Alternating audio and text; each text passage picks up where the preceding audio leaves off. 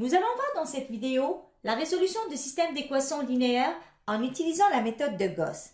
On s'intéresse dans ce cas-là aux systèmes n'ayant aucune solution. Prenons à présent l'exemple suivant. On considère ici une matrice augmentée associée à un système donné. Effectuons quelques opérations élémentaires sur les lignes. À la première opération, la ligne 2 va être remplacée par la ligne 2 moins 4 fois la ligne 1. À la deuxième opération, la ligne 3 va être remplacée par la ligne 3 moins 7 fois la ligne 1. En procédant ainsi, on obtient la matrice suivante.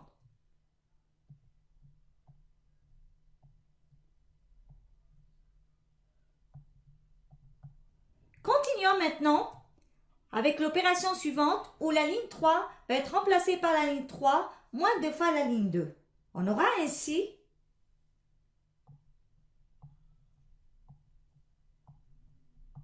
On obtient ainsi une matrice ayant 3 pivots. On a fait apparaître des zéros au-dessous de ces pivots. Ce qu'on vient d'obtenir, c'est la matrice augmentée échelonnée.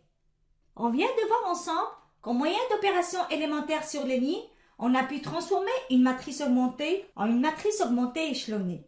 Généralisons ceci. Donc, on considère la définition suivante. La méthode de Gauss consiste à transformer la matrice augmentée associée à un système d'équations linéaires en une matrice augmentée échelonnée. On s'intéresse dans ce cas-là à la résolution de systèmes d'équations linéaires. Pour cela, on a la proposition suivante.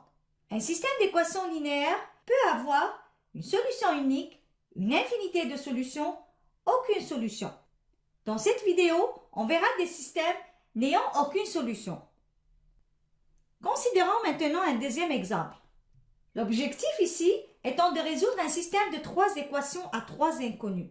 Notons ce dernier par 1.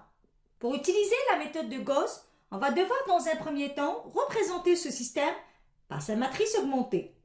On remarque que cette matrice augmentée a été déjà considérée à l'exemple 1. On a vu qu'au moyen d'opérations élémentaires sur les lignes, la matrice augmentée a été transformée en une matrice augmentée échelonnée, laquelle se traduit par un système qu'on note par 2. Donc les systèmes 1 et 2 sont équivalents. Ainsi, ils ont le même ensemble de solutions. On va résoudre le système 2 étant plus facile à manipuler et déduire par la suite l'ensemble de solutions pour le système 1. Du système 2 et de la dernière équation, on a 0x1 plus 0x2 plus 0x3 égale à moins 5. Cette équation n'est jamais vérifiée, quelles que soient les valeurs de x1, x2 et x3. Donc le système 2 n'a aucune solution. Comme le système 1 est équivalent au système 2, donc on peut déduire que le système 1 n'a aucune solution.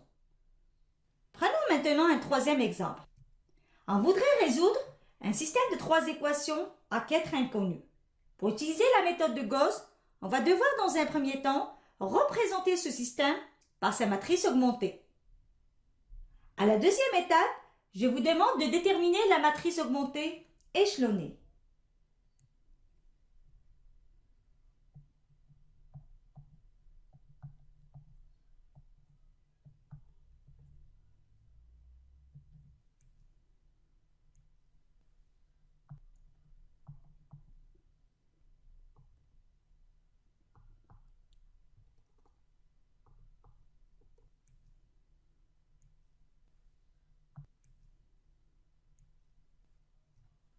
Donc, on avait au départ un système qu'on note par 1, on l'a représenté par sa matrice augmentée.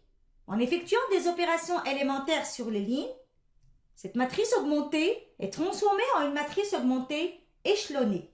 Cette dernière se traduit par un système noté par 2. Les deux systèmes 1 et 2 sont équivalents, donc ils ont le même ensemble de solutions. Comme le système 2 est plus facile à manipuler, on va le résoudre et déduire l'ensemble de solutions pour le système 1. Du système 2, et à la dernière équation, on a 0x1 plus 0x2 plus 0x3 plus 0x4 égale à 1 sur 5. Cette équation n'est jamais vérifiée, quelles que soient les valeurs de x1, x2, x3, x4. Ainsi, le système 2 n'a aucune solution. Comme le système 1 est équivalent au système 2, on peut déduire que le système 1 n'a aucune solution. En résumé, nous avons vu dans cette vidéo la résolution de systèmes d'équations linéaires en utilisant la méthode de Gauss. On s'est intéressé aux systèmes n'ayant aucune solution. On a vu que la méthode de Gauss consiste à transformer un système donné ou un système qui lui est équivalent, mais qui est plus facile à résoudre. Ceci se fait au moyen d'opérations élémentaires sur les lignes. On a vu aussi que la méthode de Gauss permet de résoudre des systèmes d'équations linéaires où le nombre d'inconnus est différent du nombre d'équations.